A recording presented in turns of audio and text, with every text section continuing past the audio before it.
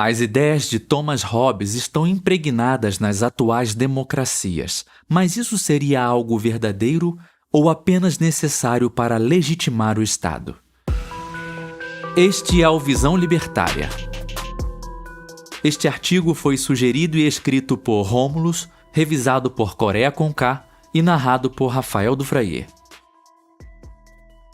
Seria a história uma linha reta de constante evolução? A resposta, como já diriam Tolkien e Aristóteles, tende a ser bem diferente.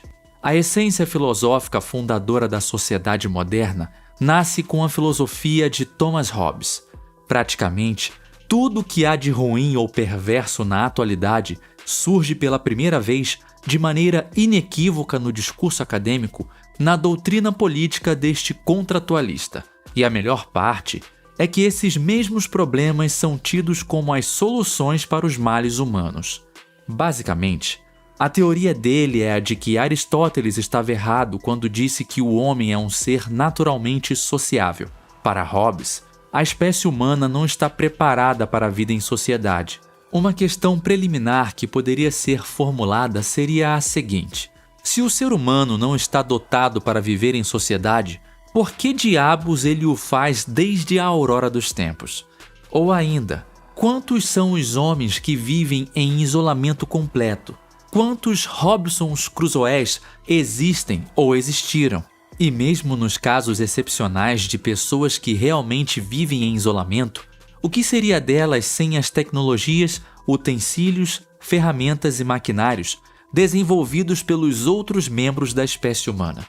O que teria sido do pobre Crusoé se não fosse o barco naufragado na ilha a qual ele se encontrava? Sem as armas, sem as munições, sem as roupas. Ou seja, a vida humana completamente isolada de outros indivíduos da espécie é, se não impossível, altamente improvável.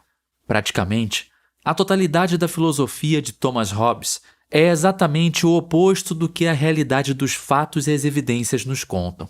Afinal, se o ser humano não possui naturalmente o dom da sociabilidade, seria de se esperar que pelo menos uma parcela considerável da população vivesse em isolamento ou em grupos extremamente diminutos, além de terem somente o nível mínimo de interação entre seus membros. Porém, é exatamente o oposto que ocorre na realidade. E com os avanços em tecnologia nas áreas de comunicação e transporte, os indivíduos nunca estiveram mais interconectados.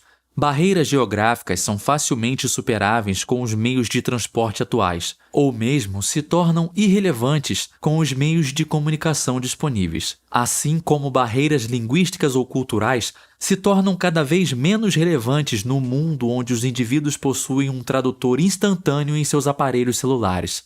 É um fato que muitos indivíduos não possuem apreços por grandes cidades, mas isso não significa que desejam viver em isolamento completo do restante da espécie humana. O instinto da solidão não existe no indivíduo. A realidade se aproxima muito mais do que dizia Agostinho de Hipona. A base da sociedade humana é o amor ao próximo. É óbvio que o mal existe na sociedade, mas dizer que o mal é a base da natureza e, por consequência, da sociedade como um todo, é um contrassenso absurdo. Nenhuma estrutura baseada na maldade poderia existir da maneira que a sociedade existe ou existiu, até porque, se assim fosse, ela e a espécie humana como um todo já teria deixado de existir muito antes de Hobbes sequer ter nascido. Mesmo nas sociedades mais primitivas e bárbaras que se tem notícia, há relatos de todas as características que se poderia esperar de um ser humano decente: generosidade, solidariedade, respeito, compaixão.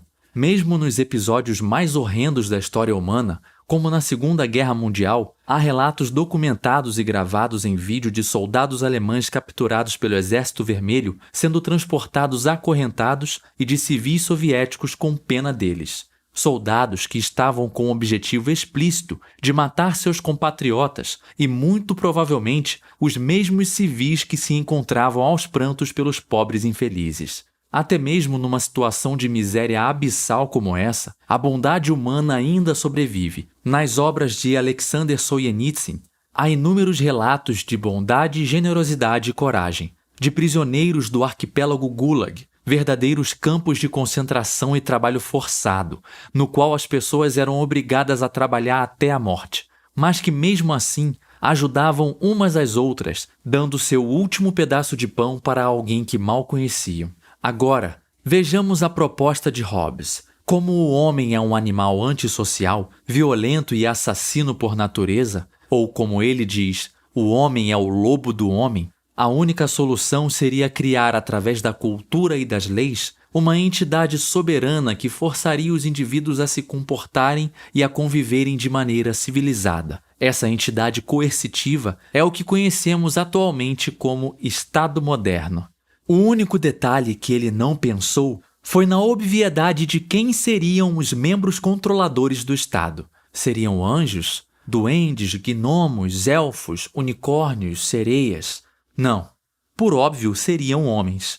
Logo, a conclusão lógica da teoria de Hobbes é que não deveríamos ter uma sociedade onde os indivíduos vivessem em uma relativa paridade de direitos, deveres, poderes e meios de ação. Precisaríamos viver numa sociedade onde apenas um grupo muito pequeno de seres humanos teria o poder absoluto sobre o restante de nós. Ou seja, na remota hipótese da teoria de Hobbes estar certa, ele não resolve problema algum. Muito pelo contrário, ela consegue piorar tudo para todos, com exceção de um seleto grupo de indivíduos que comporia o Estado. Em outros termos, ele conseguiu diminuir o número de lobos, mas os transformou a todos na personificação de Fenrir, o lobo da mitologia nórdica que irá destruir o mundo. E o que não faltam são evidências empíricas na realidade para comprovar esta tese.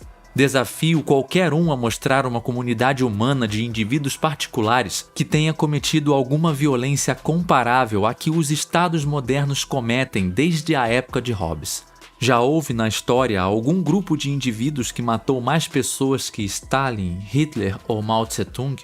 Houve alguma organização ou entidade privada mais mentirosa que a KGB ou o governo britânico? Houve alguma organização particular de invasão de privacidade dos indivíduos maior que a NSA, a Stasi ou a Gestapo? Da próxima vez que alguém lhe disser que o Estado é o garantidor da paz e da harmonia entre os seres humanos, lhe faça a seguinte pergunta. Diga-me uma guerra na história que não foi deflagrada por um ente estatal. Seja esse ente estatal da Antiguidade, da Idade Média ou da Modernidade. O Estado é o mal do mundo. Sempre foi e sempre será. Obrigado por sua audiência. Se você gostou desse vídeo, clique no ícone de curtir abaixo e compartilhe o vídeo em sua rede social. Se você deseja ser notificado de outros vídeos, clique em se inscrever e depois no ícone de campainha. Um abraço e até a próxima.